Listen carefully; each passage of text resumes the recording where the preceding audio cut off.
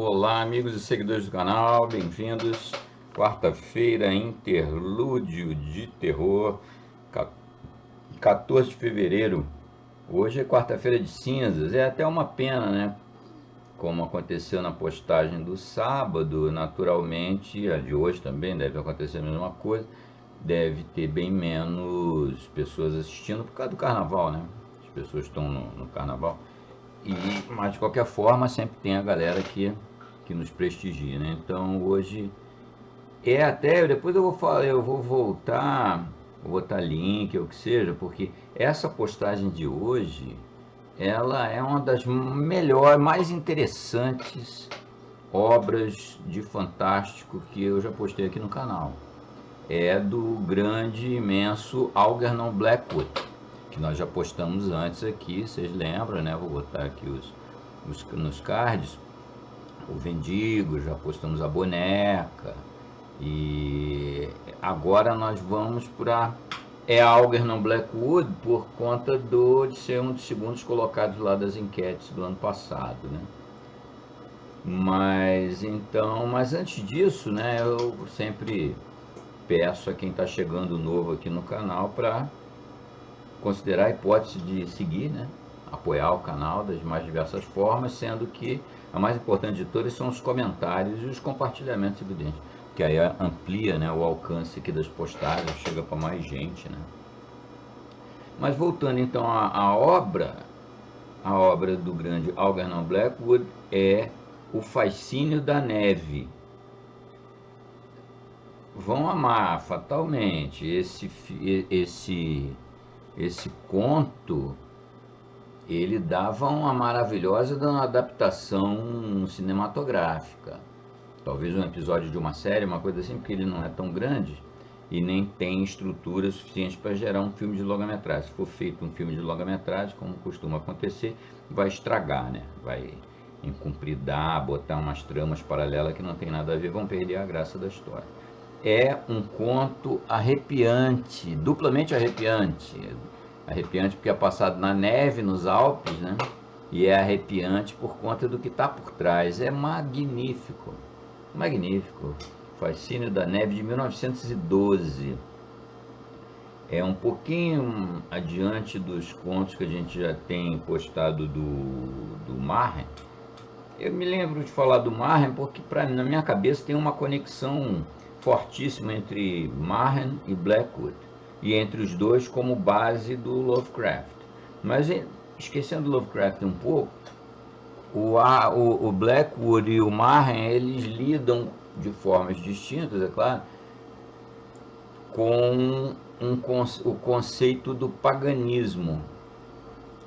Então, sempre por trás, no Marren é mais explícito, com aquele sabor galês forte, né? O Blackwood é um inglês, não tem a mesma pegada celta do Marren, mas no fundo tem a mesma lógica, a mesma racionalha, que é a sobrevivência no íntimo da gente, das pessoas, dos antigos, da antiga religião, dos antigos deuses, das lendas que não são lendas, do paganismo lá, pré-cristão, naturalmente, que estão sempre ali. Estão meio acuadas pelo crescimento do cristianismo, já há 2000 anos, porém estão lá, sempre estão lá.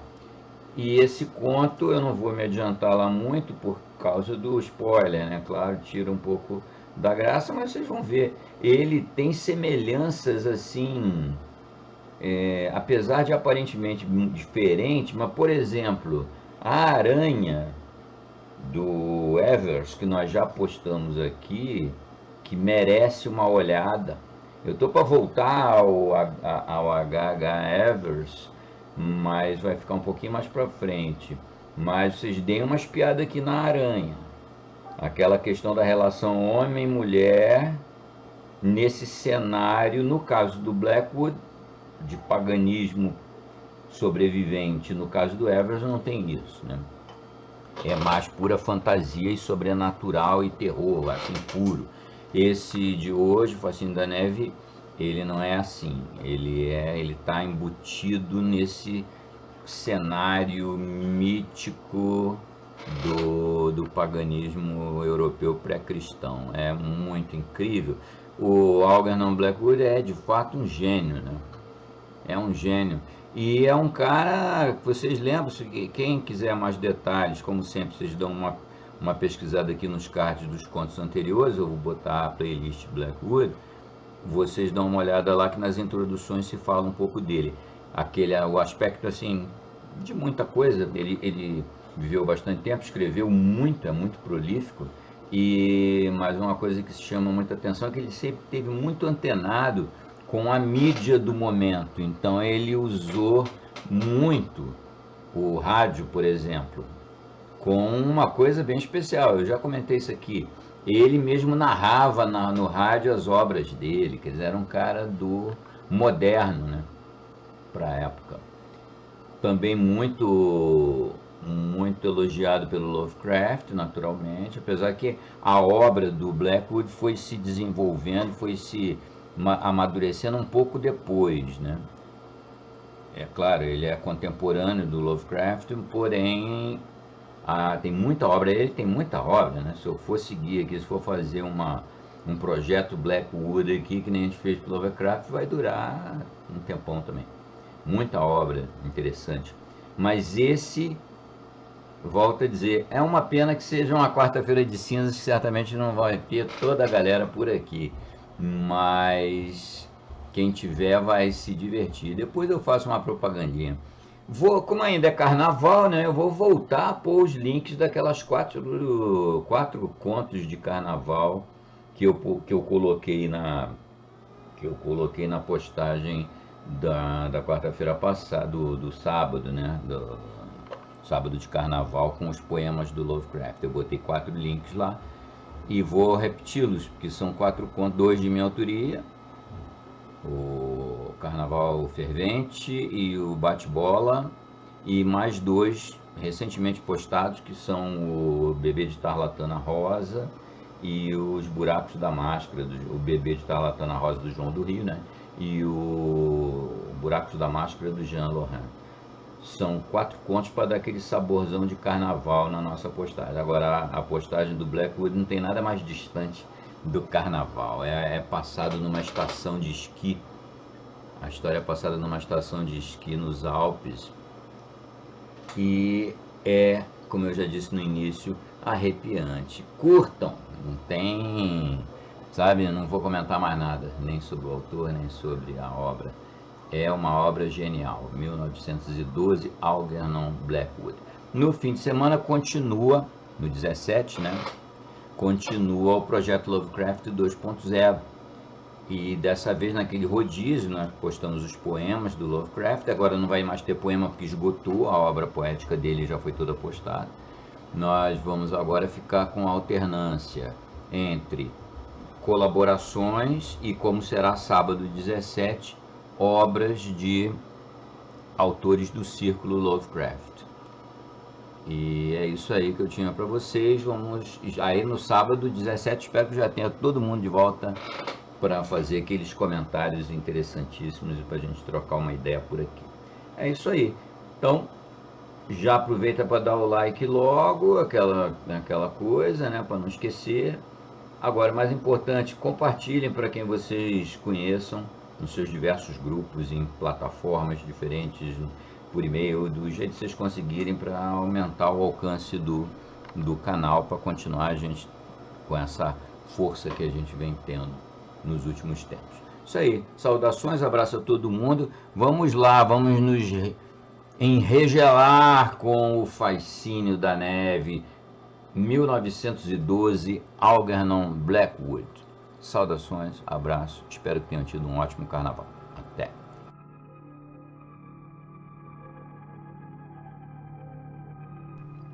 O Fascínio da Neve, Algernon Blackwood, 1912.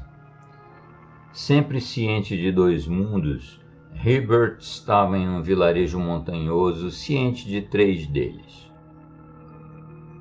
O local ficava nas encostas dos Alpes Valesianos, e ele alugara um quarto no pequeno correio, onde conseguia ficar em paz para escrever seu livro e também aproveitar os esportes de inverno e encontrar companhia nos hotéis quando queria. Os três mundos que se chocavam e se misturavam pareciam muito evidentes ao seu temperamento criativo, apesar de improvável outra mente menos intuitivamente preparada ser capaz de vê-los tão nitidamente. Havia o mundo dos turistas ingleses, civilizados e semi-instruídos, ao qual já pertencia desde o berço. Havia o mundo dos plebeus, para o qual se sentia atraído por compaixão, pois amava e admirava suas vidas laboriosas e simples. E havia o outro, que ele chamava apenas de o mundo da natureza. Devido à sua imaginação ardente e poética e do instinto pagão tempestuoso alimentado pelo próprio sangue, contudo era a esse último que sentia pertencer boa parte de si. Os demais mundos lançavam mão dele para visitá-lo, por assim dizer. Era na alma da natureza onde se escondia a sua vida principal. Os três mundos estavam em conflito, um em potencial. Todo domingo, na pista de patinação, os turistas encaravam os nativos como intrusos. Na igreja, os plebeus perguntavam abertamente: "Por que vocês vieram?" "Viemos aqui para louvar e vocês para encarar e cochilar", pois nenhum desses dois mundos se aceitavam. Nem a natureza aceitava os turistas, pois ela se aproveitava dos mínimos deslizes deles, e de fato até o mundo dos plebeus aceitava apenas quem era forte ou ousado bastante para invadir o domínio selvagem dela com habilidades suficientes de se proteger das diversas formas de morte. Agora Hibbert estava completamente ciente desse conflito em potencial e da falta de harmonia. Ele sentia no exterior, mas foi pego mesmo assim. Estava dividido entre três direções, porque havia uma parte sua em cada mundo, mas pertencia apenas a um por inteiro. Crescia no escritor um esforço constante e sutil, ou pelo menos um desejo, de unificá-los e decidir com certeza a qual dos mundos deveria pertencer e morar.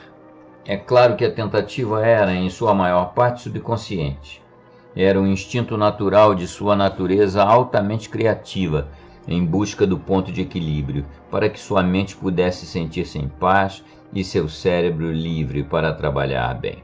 Entre os hóspedes, nenhum em especial chamava sua atenção. Os homens eram simpáticos, mas comuns. Professores atléticos, médicos aproveitando o feriado, todos bons sujeitos. As mulheres igualmente heterogêneas. Havia as inteligentes, as fáceis de conquistar, as recatadas, aquelas que compreendiam, e o bando costumeiro de dançarinas joviais e de melindrosas. Hibbert, com seus pouco mais de 40 anos de vasta experiência nas costas, relacionava-se bem com todos. Compreendia todas as pessoas, pois pertenciam a tipos específicos e simplificados que são iguais no mundo inteiro. O mesmo mundo que conhecera há muito tempo. Ele não se encaixava, porém, em nenhum daqueles tipos. Sua natureza era múltipla demais para aderir a um conjunto de traços de personalidade de qualquer espécie, e, já que todos gostavam dele e sentiam que ele, de algum modo, aparentava estar de fora, como um espectador, um observador, todos buscavam reivindicá-lo. Por conseguinte, de certa maneira, os três mundos o disputavam, o dos nativos, o dos turistas e o da natureza. Foi assim que se iniciou o conflito singular pela alma de Hibbert, mas o confronto era interno. Nem os plebeus nem os turistas estavam cientes de que lutavam por alguma coisa, e a natureza, como dizem, é simplesmente cega e automática. O ataque dos plebeus pode ser desconsiderado, pois é óbvio que não havia a menor chance de ser bem-sucedido. O mundo dos turistas, entretanto, esforçou-se corajosamente para controlá-lo, mas as noitinhas no hotel, quando não acontecia algum baile, eram inglesas. A imaginação provinciana era posta em um trono e demasiadamente venerada por meio das lisonjas das convenções mais ridículas possíveis. Herbert tinha o hábito de voltar cedo ao seu quarto, no correio, para trabalhar. É um erro de minha parte ter percebido que não há conflito algum, ele pensou, conforme pisava sobre a neve fazendo barulho ao voltar para casa à meia-noite, após um dos bailes. Teria sido melhor deixar tudo isso de lado e ter feito o meu trabalho, muito melhor, acrescentou, olhando para trás em direção à rua silenciosa do vilarejo que ia até o campanário, e mais seguro. O adjetivo lhe fugiu antes que percebesse. Virou-se dando um sobressalto involuntário e olhou em volta. Sabia muito bem o que aquilo significava, aquele pensamento que tirara sua mente da zona dos instintos. Entendeu, incapaz de expressar completamente o significado, que se traiu na escolha do adjetivo, pois se houvesse ignorado a existência de tal conflito, teria, no mesmo instante, permanecido fora da arena de batalha. Agora, contudo, tinha entrado na competição, e a batalha por sua alma deveria acontecer. O escritor sabia que o feitiço da natureza exercia mais força sobre ele do que todos os demais feitiços do mundo combinados, mais do que o amor, a patuscada, o prazer, mais até do que o estudo. Ele sempre tivera medo de se libertar. Sua alma pagã temia os poderes fenomenais de bruxaria da natureza, mesmo quando ele a venerava. O vilarejo já dormia. O mundo estava coberto de neve. Os telhados dos chalés brilhavam alvos sob a lua, e sombras escuras como breu agrupavam-se nas paredes da igreja. Por um momento, o olho de Herbert repousou na torre de pedras quadradas com sua cruz congelada apontada para o céu, e depois viajou com um salto de milhares de quilômetros até as montanhas gigantescas que tocavam as estrelas brilhantes, tal como uma floresta elevava-se nos picos imensos acima do vilarejo adormecido e media a noite e o céu. Os picos seduziam Herbert, e alguma coisa nascida da solidão nevada, nascida da meia-noite e do esplendor silencioso, nascida das grandes depressões noturnas e que escutavam algo entre pavor e fascínio, desceu das vastas áreas invernais, adentrou o coração dele e o chamou. Mansamente, sem registrar qualquer palavra ou pensamento que fosse e seu cérebro conseguisse entender, a coisa lançou seu feitiço sobre ele. Dedos nevados tocaram a superfície do coração dele. O poder e a majestade silenciosa da noite invernal o amedrontaram. Passado um momento atrapalhado com a chave grande e difícil de manejar, Herbert entrou e subiu as escadas para dormir. 2 pensamentos o acompanharam, aparentemente bastante banais e sensíveis. Como são tolos aqueles plebeus de passar uma noite como essa toda dormindo? E o outro, aqueles bailes me cansam, nunca mais vou voltar. Só prejudicam o meu trabalho matutino. Assim, aparentemente, as reivindicações por ele da parte dos plebeus e turistas enfraqueceram no mesmo instante. O choque da batalha atormentou boa parte dos seus sonhos. A natureza enviara sua beleza da noite e venceu o primeiro ataque. Os outros mundos, derrotados e consternados, fugiram para bem longe. Parte 2. Não volte para seu correio monótono e velho. Vamos jantar no meu quarto uma comida quentinha. Venha juntar-se a nós, rápido! Acontecera um festival de inverno, e a última festa que ia desde a encosta nevada até o hotel chamou-o. As lanternas chinesas soltavam fumaça e crepitavam nos fios, e a banda já foi embora há muito tempo. O frio estava intenso e a lua apareceu apenas por poucos instantes entre as nuvens altas e intensas. Do barracão onde as pessoas trocavam seus patins por botas para andar na neve, o escritor gritou, dizendo que já estava indo, mas não houve resposta. As sombras em movimento daqueles que o chamaram já haviam se fundido à escuridão do vilarejo. As vozes desvaneceram. Portas bateram com força. Herbert viu-se sozinho na pista de patinação deserta. Foi quando, de repente, veio o impulso de ficar ali e patinar sozinho. A ideia do quarto de hotel lotado e daquela gente barulhenta com suas piadas previsíveis e risadas o oprimiam. Sentia um desejo de ficar a sós com a noite, de provar seu encanto sozinho sob as estrelas e deslizar no gelo. Ainda não era meia-noite e ele poderia patinar durante meia hora. Os convidados do jantar festivo, se chegassem a reparar em sua ausência, pensariam apenas que mudara de ideia e fora dormir. Sim, foi um impulso e não foi artificial. Na mesma hora ocorreu-lhe de que algo mais do que um mero impulso estava por trás. Mais do que um convite, mas certamente menos do que uma ordem, havia uma sensação vaga e estranha de que ele ficou ali porque era preciso, quase como se houvesse alguma coisa que esquecera, negligenciara ou deixara por fazer. A miúde, temperamentos criativos são assim, e impulsos sempre demonstram fraqueza, pois com tal abertura impensada de portas para uma ação precipitada, também pode vir uma invasão de outras forças no mesmo instante. Forças que talvez estejam apenas aguardando uma oportunidade. O escritor tomou ciência do breve alerta, mesmo quando o dispensou como algo absurdo, e no minuto seguinte estava rodopiando sobre o gelo liso, realizando curvas encantadoras e rodopios sob a lua. Não sentia medo de colisão. Ele podia ganhar velocidade e aproveitar o espaço como bem entendesse. As sombras das montanhas colossais caíam sobre a pista, e um vento gelado soprava das florestas, onde a neve tinha 3 metros de profundidade. As luzes do hotel piscaram e se apagaram. O vilarejo dormiu. A alta rede de arame era incapaz de afastar o encanto da noite invernal que crescia em volta de Hibbert, como uma presença. Ele patinou e patinou com um prazer vivo e revigorante em seu sangue fervilhante e esqueceu-se do cansaço. Foi quando, em meio ao deleite de seus movimentos acelerados, viu uma figura que o observava deslizando atrás da rede de arame. Tomado por um sobressalto que quase o fez perder o equilíbrio, pois a forma abrupta da chegada repentina foi tão imprevista, ele parou e encarou o vulto. Apesar da meia-luz, distinguiu a silhueta de uma mulher tateando a rede e tentando entrar na pista. Contra o fundo branco do campo nevado, ele observou os esforços demasiadamente disfarçados dela, conforme andava a passos silenciosos sobre a neve amontoada. Ela era alta, esguia e graciosa, e ele via isso até mesmo no escuro. É claro que em seguida ele entendeu.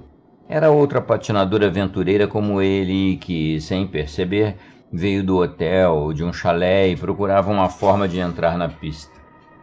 Prontamente fazendo um sinal e apontando com uma das mãos, o escritor virou-se depressa e patinou rumo à entradinha no outro lado. Antes de chegar nela, no entanto, houve um som no gelo atrás dele, e soltando uma exclamação de perplexidade que não conseguiu suprimir, virou-se para ver a mulher desviando-se em sua direção, vindo do outro lado da pista de patinação. De algum modo ela encontrara outra forma de entrar. Via de regra, Hibbert era meticuloso e talvez principalmente em lugares casuais. Apenas para se proteger, não buscava dar cantadas, a menos que alguma apresentação prévia preparasse o caminho para tal. Os dois, no entanto, patinarem juntos na escuridão parcial, sem se falar e, inevitavelmente, quase acabarem encostando os ombros um no outro, era algo absurdo de se pensar, e por esse motivo ele levantou seu gorro e falou. Ele parecia incapaz de recordar suas palavras exatas, e a resposta da mulher apenas se lembra de que ela lhe respondeu, com sotaque, alguma trivialidade sobre fazer acrobacias à meia-noite em uma pista de patinação vazia. Como era natural e apropriado, ela estava vestida com roupas cinza, apesar de não serem as luvas longas ou suéter habituais, pois, na verdade, suas mãos estavam expostas, e brevemente, quando patinava com ela, ele havia ficado maravilhado e espantado com a frieza gélida e seca delas. Como era delicioso patinar com ela, flexível, confiante e leve, rápida como um homem, mas livre como uma criança sinuosa e firme ao mesmo tempo. A flexibilidade dela fez Hibbert se questionar, e quando perguntou onde ela tinha aprendido a patinar, ela sussurrou. Ele sentiu a respiração em seu ouvido e recordou-se mais tarde de que era particularmente fria, que não sabia dizer ao certo, pois já estava acostumado ao gelo desde que se entendia por gente. Ele, entretanto, nunca viu direito o rosto dela. Um cachecol de pele branca encobria seu pescoço até as orelhas, e o gorro cobria os olhos.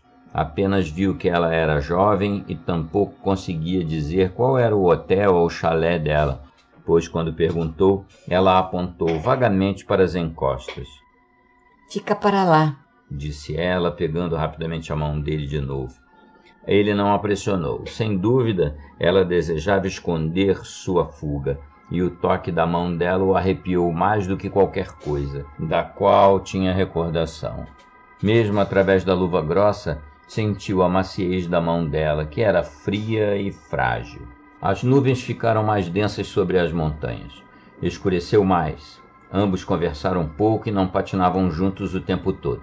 Separavam-se com frequência, realizando curvas sozinhos nos cantos, mas sempre se encontravam novamente no centro da pista, e assim, quando ela o deixava, Hibbert tinha ciência de sentir falta dela.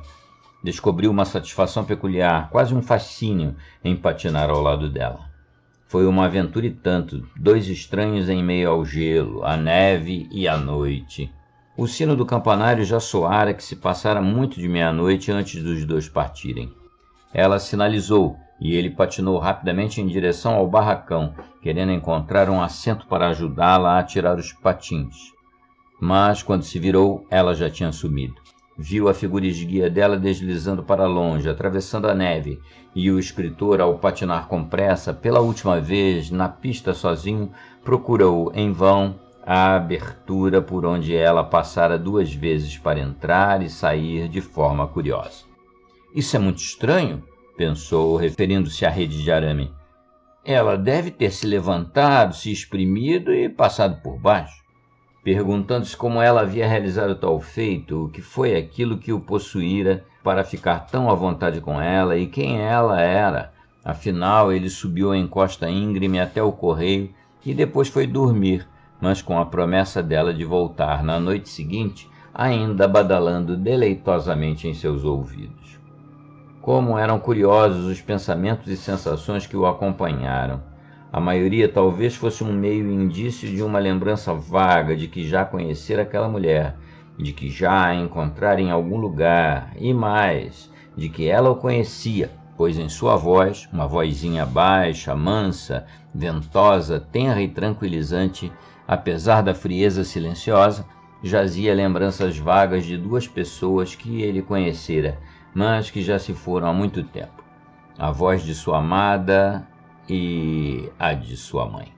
Agora, contudo, em seus sonhos não havia mais choque de batalha algum. Em vez disso, o escritor estava ciente de alguma coisa fria e pegajosa que o fez pensar em flocos de neve salpicados, amontoando-se vagarosamente e com um toque envolvente e certa densidade em volta dos pés. A neve caindo sem ruído, cada floco tão leve e minúsculo que não marcava o local onde caía, mas com o peso capaz de cobrir vilarejos inteiros, costurou a textura da mente de Hibbert, fria, estonteante e com esforço amortecedor, junto de sua rede pegajosa de 10 milhões de toques suaves. Parte 3. De manhã, Hibbert se deu conta de que talvez fizera uma tolice. O raio de sol reluzente que banhou o vale fez com que percebesse isso, e a vista de sua mesa de trabalho, com máquina de escrever, livros, papéis e o restante, deixaram-no mais convencido ainda. Ter patinado sozinho com uma mulher à meia-noite, independentemente da inocência do acontecido, foi imprudente e injusto, principalmente com ela. Fofocas em pequenos resorts de inverno eram piores do que se fossem em um povoado. Ele torceu para que ninguém os tivesse visto. Por sorte, a noite estava bem escura e o mais provável é que ninguém ouvira o som dos patins. Resoluto de que seria mais cauteloso no futuro, mergulhou no trabalho e buscou tirar o assunto da cabeça. Em seus períodos de lazer, contudo, a recordação voltava persistente para assombrá-lo. Quando esquiava, andava de trenó ou dançava às noitinhas e, principalmente, quando patinava na pequena pista de patinação, estava ciente de que os olhos de sua mente buscavam incessantemente a estranha companhia noturna. Ele imaginou tê-la visto centenas de vezes, mas seus olhos sempre o traíam. pode não saber como é o rosto dela, mas muito dificilmente não a reconheceria, e em lugar algum, em meio aos outros hóspedes, vislumbrou a jovem criatura esguia com quem tinha patinado sob as estrelas encobertas pelas nuvens. Ele a procurou em vão. Até suas indagações aos hóspedes dos chalés particulares não resultaram em nada. Perdera-a. O estranho, todavia, era que sentia como se ela estivesse por perto, em algum lugar. Sabia que ela não tinha partido de verdade. Mesmo com pessoas indo e vindo todos os dias, nunca lhe ocorreu que ela se fora. Pelo contrário, sentia certeza de que se reencontrariam. Tal pensamento ele nunca chegou a validar totalmente. Talvez fosse apenas o desejo que o tivesse originado, e mesmo quando a encontrasse, ainda havia a questão de como ele diria que já a conhecia, ou se ela o reconheceria. Poderia ser um momento estranho. Herbert quase chegou a ficar apavorado com o possível reencontro, apesar de apavorado, é claro, ser uma palavra forte demais para descrever uma emoção que era metade contentamento, metade anseio. Enquanto isso, a estação estava em plena atividade. Herbert sentia-se muito bem de saúde, trabalhava arduamente, esquiava, patinava, andava de trenó e à noite dançava com certa frequência, apesar da decisão que tomara. Os bailes, contudo, eram um ato de rendição subconsciente. Significavam mesmo que ele esperava encontrá-la em meio aos casais rodopiantes. O escritor estava procurando-a sem admitir propriamente para si, e o mundo do hotel, enquanto isso, achava que o tinha conquistado e gozava e caçoava dele. Ele dava desculpas de modo similar, mas a todo instante observava, procurava e esperava. Por diversos dias o céu manteve-se límpido, brilhante e glacial. Estava muito frio e tudo revigorante e reluzente sob o sol, mas não havia sinal algum de neve recém-caída, e os esquiadores começaram a resmungar. Nas montanhas surgiu uma crosta de gelo que tornou o ato de correr perigoso. Os esquiadores queriam a neve congelada, seca e fina, que os possibilita esquiar com velocidade, deixa o controle da direção mais fácil e as quedas menos graves. O vento cortante do leste, porém, não apresentou qualquer sinal de mudança por 10 dias inteiros. Foi quando, repentinamente, chegou um toque de ar mais ameno e o escritor, habilidoso em prever o clima, começou a profetizar. Herbert, que era extremamente sensível à mínima mudança na terra ou no céu, talvez tenha sido o primeiro a sentir, mas ele não profetizou apenas. Sabia, por meio de cada nervo do corpo, que a umidade que se infiltrara no ar estava se acumulando e que em breve a precipitação viria, pois ele respondia ao humor da natureza como um bom barômetro. Tal noção desta vez trouxe ao seu coração uma pequena e estranha emoção teimosa que era difícil não levar em consideração. Uma sensação de inquietação inexplicável e de alegria inquietante, pois por trás dela, como se estivesse costurada até, operava uma euforia leve que se ligava remotamente a algum lugar com aquele toque de alerta delicioso, aquela minúscula e antecipada sensação de apavorado que tanto o confundia quando pensava em seu próximo encontro com sua parceira noturna de patinação. Era completamente inexplicável e escandalosa a relação estranha entre os dois, mas, de algum modo, a mulher e a neve andavam juntas em seus pensamentos. Talvez mais para os escritores do que para as outras profissões, a mínima mudança de humor é observada imediatamente. De qualquer forma, o trabalho de Herbert revelava uma leve mudança de valores emocionais em sua alma. Não que sua escrita sofresse com isso, mas mudava de forma sutil, como as mudanças no céu ou no mar ou nas paisagens que vieram de forma imperceptível na passagem da tarde para a noite. Uma empolgação subconsciente buscava sair de dentro dele e se expressar.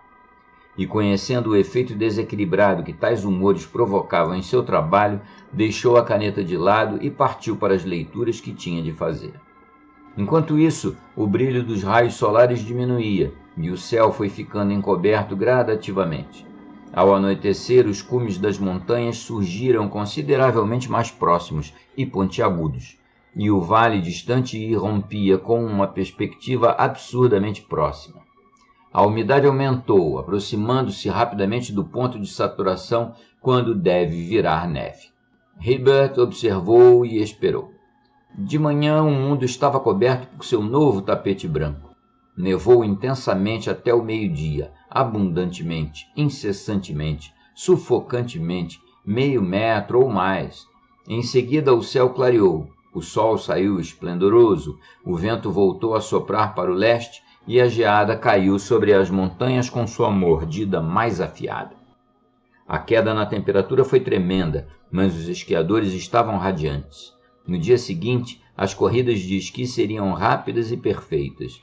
As montanhas estavam se assentando e a superfície congelando e formando neve fina parecida com um musgo, daquela que faz o esqui deslizar quase como se tivesse vontade própria, com o som fraco como o bater de asas de um pássaro no ar.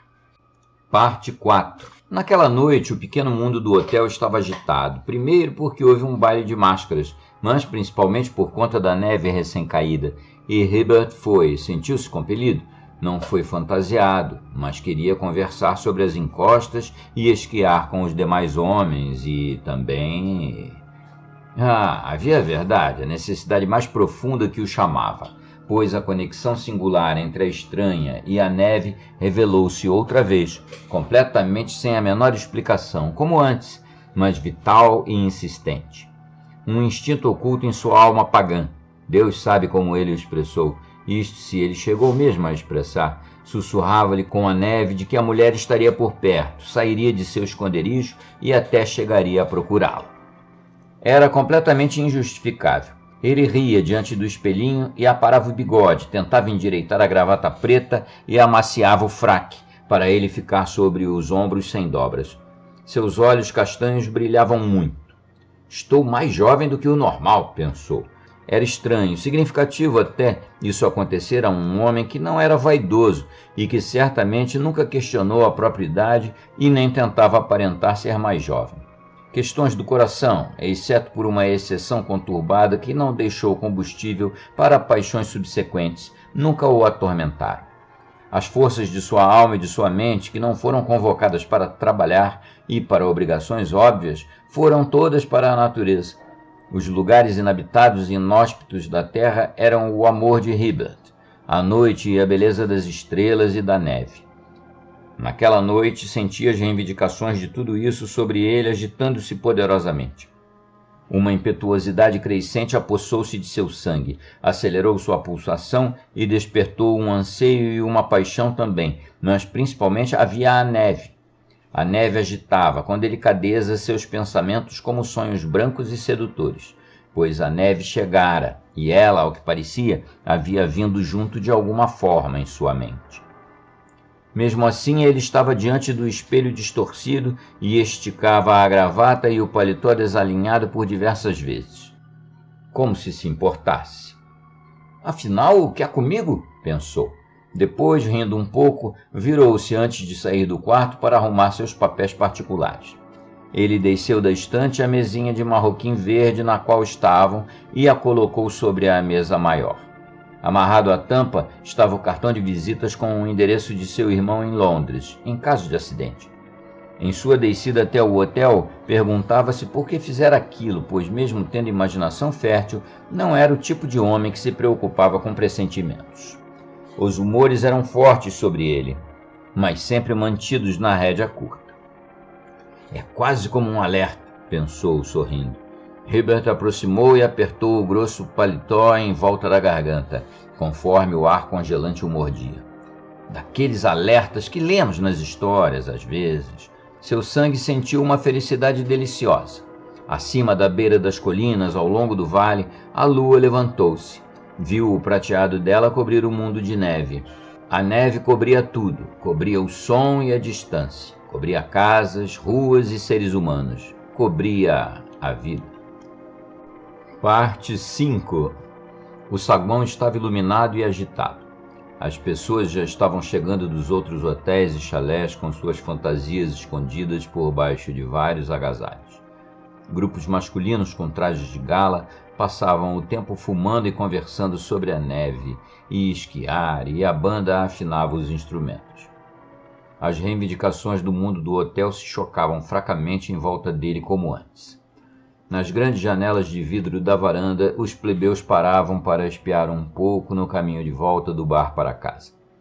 Em seus pensamentos, Hibbert riu do conflito que costumava imaginar. Riu porque, repentinamente, parecia muito irreal. Sentia-se tão completamente pertencente à natureza e às montanhas, e principalmente àquelas encostas inóspitas onde agora a neve estava espessa, recém-caída e fofa, que não havia mais cogitação de haver um conflito. O poder da neve recém-caída o apanhara, provando isso sem esforço. Do lado de fora, sobre os cumes solitários banhados pela lua, a neve estava pronta. Montanhas e mais montanhas de neve. Neve fria, macia e convidativa. Ele estava morrendo de saudade. A neve o aguardava. Pensou no deleite inebriante de esquiar sob a luz da lua. Assim, de alguma forma, em uma visão vívida e cintilante, ele pensou na neve enquanto fumava com outros homens e conversava sobre os negócios do mundo do esqui. Sempre mesclado de forma misteriosa com o poder da neve, o poder da mulher misteriosa também jorrava em seu íntimo. O escritor não conseguia desiludir sua mente da presença insinuante de ambos juntos.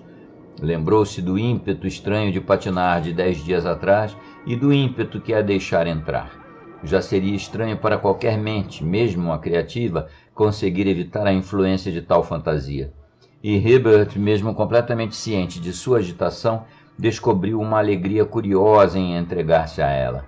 Esse centro insubordinado que o atraiu para antigas crenças pagãs assumiu o comando e, com uma espécie de prazer sensual, permitiu-se ser conquistado. Naquela noite parecia que todos estavam pensando na neve. Os casais dançantes conversavam sobre ela. Os donos do hotel se parabenizavam, pois significava espírito esportivo e hóspedes satisfeitos. Cada um estava planejando viagens e expedições e falando de encostas e manobras de esqui, de velocidades e distâncias impressionantes, de detritos glaciais, crostas e geadas. Havia muita vitalidade e entusiasmo no ar. Todos estavam vivos e ativos, otimistas, irradiando correntes de espírito criativo, mesmo na atmosfera abafada do salão de baile lotado.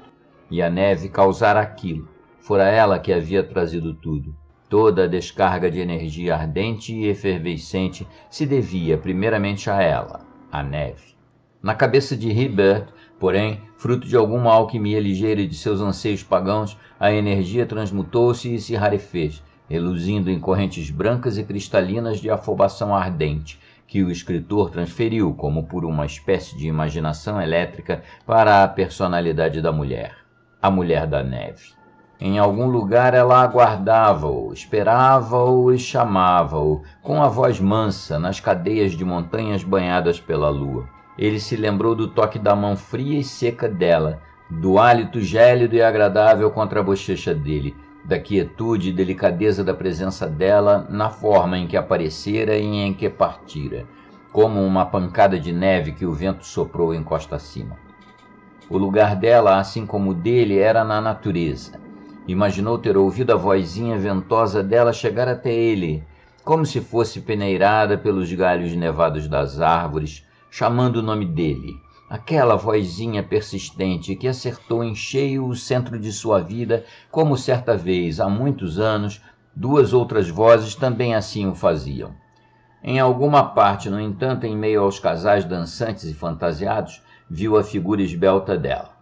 Ele dançou com todas as mulheres, distraído e ausente, um parceiro de dança tonto, tal como elas perceberam, pois os olhos dele sempre iam na direção das portas e das janelas, na ânsia de avistar o rosto sedutor, a visão que não veio, e por muito tempo ainda continuou torcendo. O salão de baile ficou vazio, os grupos partiram um a um, regressando aos hotéis e chalés. A banda, obviamente cansada. Havia pessoas sentadas bebendo sodas limonadas nas mesinhas e os homens que enxugavam o suor da testa estavam todos prontos para dormir. Faltava pouco para meia-noite. Assim que Hibbert atravessou o saguão para apanhar o paletó e as botas para andar na neve, viu homens na estrada, perto do vestiário, lubrificando os esquis já bem cedinho. Lanches prontos estavam sendo pedidos pelas portas vai e vem da cozinha. O escritor suspirou. Acendendo um cigarro oferecido por um amigo, deu uma resposta confusa a uma pergunta sobre se ele poderia juntar-se ao grupo de manhã. Pareceu que não tinha ouvido direito. Atravessou as portas duplas de vidro do vestíbulo e saiu noite adentro. O homem que havia lhe perguntado observou-o ir embora com uma expressão de ansiedade momentânea no olhar. "Acho que ele não ouviu você", disse outro homem, rindo. "Tem que gritar com o Hibbert, porque a cabeça dele vive no trabalho." "Ele trabalha muito", insinuou o primeiro homem. "É cheio de ideias e sonhos estranhos." O silêncio de Hibbert, entretanto, não era indelicadeza. Apenas não ouviu o convite. O chamado do mundo do hotel desvanecera. Não era mais ouvido. Outro chamado mais selvagem soava em seus ouvidos. Rua acima, o escritor vira um pequeno vulto se movimentando. Em meio às sombras da padaria, ela deslizava, branca, esguia e sedutora. Parte 6. Imediatamente o pensamento da quietude e maciez da neve passaram pela cabeça de Hibbert, mas também veio acompanhado de uma impetuosidade clamorosa e perscrutadora pelas alturas. Ele sabia que, por uma espécie de instinto imprevisível e ágil, ela não o encontraria na rua do vilarejo. Não seria lá, em meio a casas abarrotadas de gente, que conversaria com ele. Na verdade, já desaparecera, sumira totalmente da vista branca da rua enluarada. Acolá, adivinhou que ela o esperava, onde a estrada principal afunilava-se de forma abrupta e dava na trilha da montanha além dos chalés. Nem sequer ocorreu a ele hesitar, apesar de, sim, parecer loucura, e era, o anseio súbito de ficar nas alturas com ela, pelo menos em espaços abertos, onde havia neve recém-caída e espessa. Era imperioso demais para recusar. Ele não se lembra de ir ao seu quarto, de vestir o suéter por cima do traje de gala e de colocar as luvas de punho longo de pele e o gorro de lã. Certamente não tem lembrança alguma de concentrar-se em seu esqui. Deve ter feito tudo de forma automática. Uma parcela de sua capacidade de processamento normal estava suspensa, por assim dizer, e a cabeça estava muito distante do vilarejo, estava nas montanhas nevadas e na lua. Henri de Fagot, enquanto fechava as persianas das janelas de seu bar, viu Hibbert passar e se perguntou ligeiramente: "Un monsieur qui fait du ski à cette heure? Il est anglais, donne." Deu de ombros, como se um homem tivesse todo o direito de escolher como vai morrer. E Marthe Perrotti, a esposa corcunda do sapateiro, ao olhar por acaso pela janela, viu a figura dele subindo a estrada com pressa. Ela pensava em outras coisas, pois conhecia as antigas tradições das bruxas e dos seres da neve, ladrões de almas humanas, e também acreditava nelas. Até ouvira, como diziam, a temida sinagoga de seres, que passava pelas ruas à noite, e agora ela tampou os olhos. Chamaram ele, e ele deve ir, sussurrou, fazendo o sinal da cruz. Ninguém tentou impedi-lo. Hibbert se lembra de um único incidente até se ver além das casas, procurando-a ao longo da margem da floresta, onde a luz da lua se encontrava com a neve em uma orla estonteante de sombras fantásticas. O incidente foi apenas o seguinte: ele se lembrou de passar em frente à igreja. Ao ver o contorno da torre contra as estrelas, estava ciente de ter uma sensação tênue de hesitação. Uma leve inquietação ia e vinha, agitada de maneira desagradável no fluxo de seus sentimentos alvoroçados e empolgação arrepiante. Conscientizou-se da discordância do momento, dispensou-a e seguiu em frente. O fascínio da neve encobria os sinais antes de ele ter percebido que tal fato já chegara aos limites da advertência. Por fim ele a viu. Estava parada, aguardando em um pequeno espaço livre de neve reluzente, vestida toda de branco, iluminada por uma parcela da luz da lua e do fundo brilhante. A figura esbelta, distinguível. Esperei, pois sabia que viria. A vozinha veludada dela, de beleza ventosa, flutuou até ele. Você tinha de vir. Estou pronto, rebateu ele. Eu também sabia. O mundo da natureza agarrou-o pelo coração em poucas palavras. A fascinação e a glória da noite e da neve. Ele sentiu-se tomado pela vida. A paixão de sua alma pagã regozijou-se, iluminou-se de alegria e transbordou na direção dela. Não refletiu nem ponderou, mas atirou-se de corpo e alma, como o aluno maioral da escola em meio à loucura do primeiro amor. "Me dê a mão!" gritou ele. "Estou indo!" Um pouco mais adiante, um pouco mais alto, veio a resposta deliciosa dela. Aqui é muito perto do vilarejo e da igreja. As palavras pareciam as mais apropriadas e naturais. Ele não sonhou em questioná-las e compreendeu que, com a pequena presença de civilização à vista, a familiaridade insinuada era impossível. Uma vez nas montanhas abertas, entre a liberdade das encostas imensas e picos monumentais, as estrelas e a lua como testemunhas e a imensidão da neve como observadora, ambos poderiam desfrutar de um sexo inocente e feliz, livres das convenções mortas que aprisionam as mentes sem imaginação. Ele apressou o passo, mas não chegou a alcançá-la. A mulher sempre se mantinha um pouco mais à frente, apesar do esforço dele, e logo ambos deixaram as árvores para trás e foram rumo às encostas enormes do mar de neve que transmitia pavor colossal e a beleza das estrelas. O fascínio do mundo branco capturou-o. Sob a luz contínua da lua era mais do que algo assustador. Era um poder ardente, branco e inebriante que deliciosamente confundiu seus sentidos e lançou um feitiço de confusão impetuosa sobre seu coração. Era uma personalidade que se ocultava e, mesmo assim, revelava-se através da brancura da neve.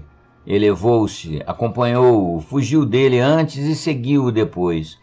Vagarosamente envolveu o pescoço dele com seus braços macios e resplandecentes, conquistando-o. Certamente uma clara e leve persuasão convenceu a alma dele, incitando-o sempre a prosseguir e a subir em direção às encostas geladas mais altas. Ao que parecia, o bom senso e a razão renunciaram seus postos completamente, devido à loucura da intoxicação. A mulher esguia e sedutora mantinha-se sempre à frente, então ele nunca conseguia alcançá-la completamente. Ele via o encantamento alvo do rosto e da figura dela, algo que fluía ao redor do pescoço e voava como uma espiral de neve no vento, e ouvia as inflexões sedutoras da voz sussurrante que o chamava de tempos em tempos. Um pouco mais adiante, um pouco mais alto. Depois voltaremos juntos para casa. Às vezes ele via a mão dela esticada tentando achar a dele, mas toda vez, assim que a alcançava, ainda a havia à frente, com a mão e o braço recolhidos. Ambos subiram um trecho levemente mais íngreme. A fadiga parecia inexistente, pois a exaustão sumiu no ar límpido e revigorante. O barulho do esqui atravessando uma superfície fina de neve era o único som que rompia a quietude. Isso, somado à respiração dele e o ruge-ruge da saia dela, era apenas o que ele ouvia. O luar frio, a neve e o silêncio amparavam o mundo. O céu estava escuro, e os picos além dali penetravam-no como cunhas foscas de ferro e aço. Bem abaixo o vale dormia, e já fazia muito tempo que era impossível avistar o vilarejo. Herbert sentiu que jamais se cansaria. De tempos em tempos, o som do sino da igreja elevava-se fracamente pelo ar, cada vez mais distante. "Me dê a mão, está na hora de voltar."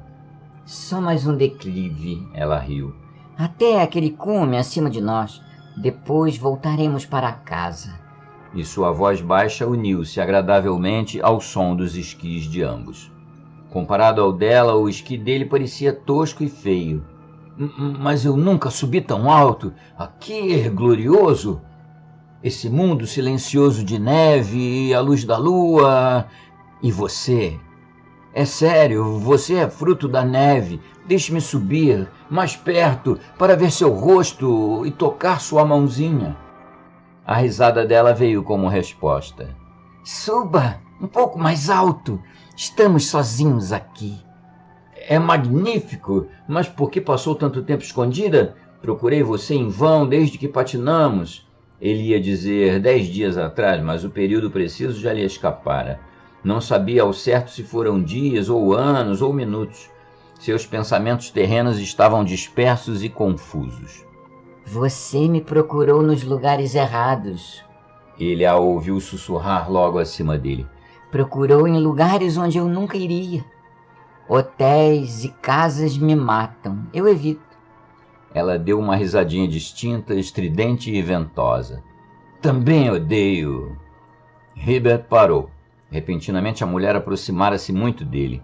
Um sopro gelado atravessou sua alma. Ela o tocara. Que frio terrível! Exclamou ele rispidamente.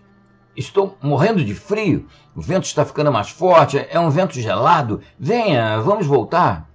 Quando se jogou para segurá-la ou olhá-la pelo menos, a mulher desapareceu de novo. E poucos centímetros à frente, algo na forma como ficou parada ao fitar seus olhos em silêncio e de forma tão resoluta, fez o escritor sentir calafrios. A luz da lua estava atrás dela, mas, estranhamente, ele não conseguia ver o rosto com precisão, mesmo ambos estando tão perto. Viu o brilho nos olhos dela, mas todo o restante parecia branco e nevado, como se seu olhar a atravessasse e só visse o espaço. O som do sino da igreja elevou-se fracamente do vale que já estava muito abaixo, e Herbert contou as badaladas. 5. Uma fraqueza súbita e curiosa apoderou-se dele enquanto as ouvia. Era uma fraqueza profunda e interna, mortal, mas ainda assim doce e difícil de resistir. Ele sentiu vontade de afundar na neve e ficar deitado. Ambos passaram 5 horas escalando. Obviamente era o aviso da exaustão total. Com muito esforço enfrentou e superou o cansaço que passou tão rapidamente quanto chegou. Vamos voltar? Disse ele, mal sentindo seu tom decisivo. Já terá amanhecido antes de chegarmos ao vilarejo. Venha de uma vez, hora de ir para casa. A sensação de empolgação o abandonara por completo. Uma emoção fria, semelhante ao medo, o dominou, mas a resposta sussurrante dela transformou-a instantaneamente em pavor, um pavor que se apossou dele horrivelmente e o deixou fraco e sem conseguir resistir. Nossa casa é aqui? Uma risada muito alta, louca e estridente acompanhou as palavras. Foi como um vento assobiador. O vento ficara mais forte e as nuvens obscureceram a lua. Um pouco mais alto, onde não dê para ouvirmos os sinos perversos, exclamou ela e pela primeira vez pegou a mão dele de propósito. Movimentou-se e subitamente ficou muito perto do rosto dele. Tocou-o novamente. Herbert tentou dar meia volta para escapar e, ao tentar, descobriu que pela primeira vez o poder da neve, o outro que não alegra, mas sim anestesia o esforço, tinha controle sobre ele. A fraqueza sufocante levada aos homens exauridos e os atrai para o sono da morte em seu abraço pegajoso e macio, acalentando a vontade e subjugando todo o desejo pela vida, tudo isso tinha terrivelmente controle sobre ele. Os pés ficaram pesados e enredados. O escritor não conseguia virar nem se mexer. A mulher estava parada na frente dele, muito próxima. Sentiu a respiração fria dela em suas bochechas. O cabelo tocou nos olhos dele, ofuscando-os, e o vento gélido acompanhou-a. O escritor viu a brancura de perto. Novamente, parecia que o olhar a atravessava e dava direto no espaço, como se ela não tivesse rosto. Os braços dela estavam em volta de seu pescoço. Mansamente a mulher o fez se abaixar para ficar de joelhos. Ele afundou, rendeu-se completamente, obedeceu. O peso dela estava sobre ele, sufocante e delicioso. A neve já estava na cintura. Ela beijou os lábios de Herbert com ternura, os olhos e todo o rosto, e disse o nome dele com a voz de amor e fascinação, a que continha a inflexão de 2 outras, ambas já levadas há muito tempo pela morte, a voz de sua mãe e de sua amada. Ele fez mais um esforço inútil para resistir. Foi quando, mesmo percebendo enquanto lutava que o peso macio sobre seu coração era mais doce do que qualquer coisa que a vida pudesse lhe proporcionar, permitiu que seus músculos relaxassem e voltou a afundar-se na inconsciência agradável da neve que o cobria. Os beijos invernais dela abriram caminho para o sono. Parte 7. Final. Dizem que os homens conhecedores do sono da exaustão na neve não despertam do lado mais próximo da morte. As horas passaram, a lua se pôs na borda do mundo-alvo. Em seguida, e repentinamente, sentiu um pequeno impacto em seu peito e em seu pescoço, e Hibbert acordou. Devagar virou-se desnorteado, com os olhos pesados nas montanhas inóspitas, encarou os onze seus arredores e tentou se levantar. A princípio, os músculos não reagiam. Uma dor paralisante e sofrida tomou conta dele. Gritou um pedido de ajuda longo e fraco e ouviu sua pouca intensidade ser engolida pelo vento. Foi quando ele, vagamente, compreendeu o motivo de estar apenas quente e não morto, pois o mesmo vento que silenciou seu grito formara um monte protetor de neve recém-caída sobre seu corpo, enquanto dormia, como uma onda que passou ao lado dele. Foi a quebra do ponto alto que causou o impacto, e foi o frio do monte de neve em seu pescoço que o despertou. A aurora beijou o sol do leste. Raios claros e dourados encheram todos os picos de esplendor, mas havia gelo no ar, e a neve, seca e congelada, explodiu como pólvora da superfície das encostas. Hibbert viu as extremidades de seu esqui logo abaixo dele, e aí lembrou-se. Aparentemente teve forças suficientes para perceber que, caso conseguisse levantar-se e ficar de pé, poderia ir a toda velocidade com tremendo ímpeto em direção aos bosques e ao vilarejo bem abaixo. O esqui poderia levá-lo, mas e se ele não conseguisse e caísse? Hibbert nunca soube como conseguiu. De alguma forma, o medo da morte acionou tudo o que restava de suas forças. Levantou-se devagar, hesitou por um instante e então, cambaleando bastante, começou a descer as encostas pavorosas como uma flecha atirada de um arco. Automaticamente, os músculos impressionantes do hábil esquiador e atleta o salvaram e o guiaram, pois ele mal tinha consciência de controlar sua velocidade ou sua direção. A neve ardia o rosto e os olhos dele como granalha de aço delgada. Um cume após o outro passava por ele, e os picos cruzavam velozmente pelo céu. O vale parecia que o engoliria.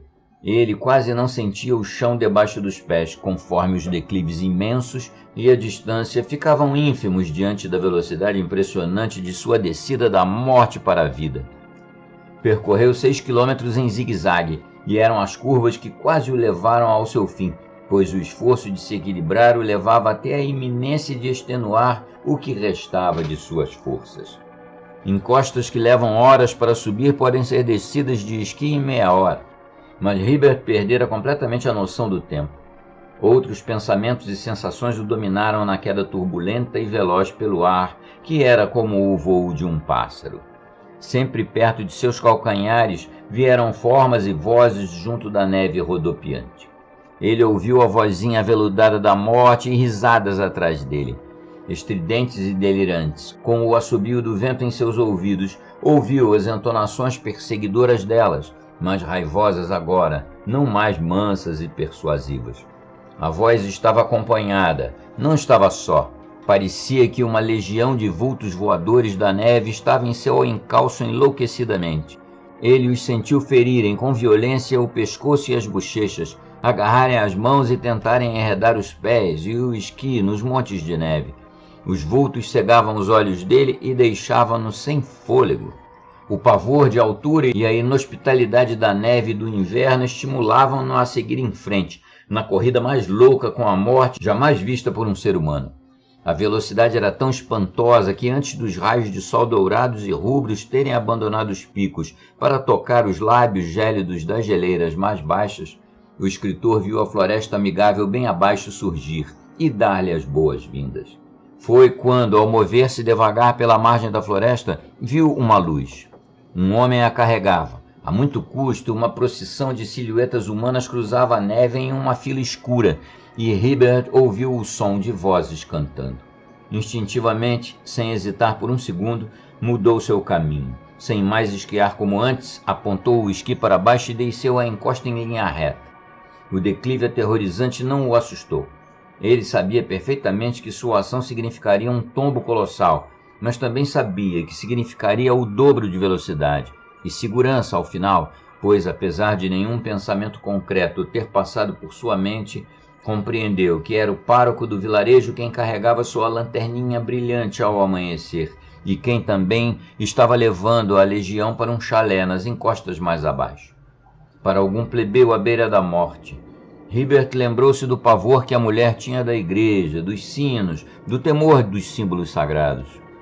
Ouviu um último berro furioso quando começou a descer, um grito agudo do vento diante do seu rosto e uma descarga de neve ardente contra suas pálpebras cerradas.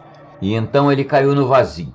A velocidade o cegou. Parecia que tinha decolado da face da terra. Indistintamente recordou-se do sussurro das vozes masculinas, do toque de braços fortes que o ergueram e das dores agudas, conforme o esqui era retirado de seu tornozelo torcido. Pois, quando abriu os olhos de novo para a vida normal, viu-se deitado na cama do correio, com o médico ao seu lado.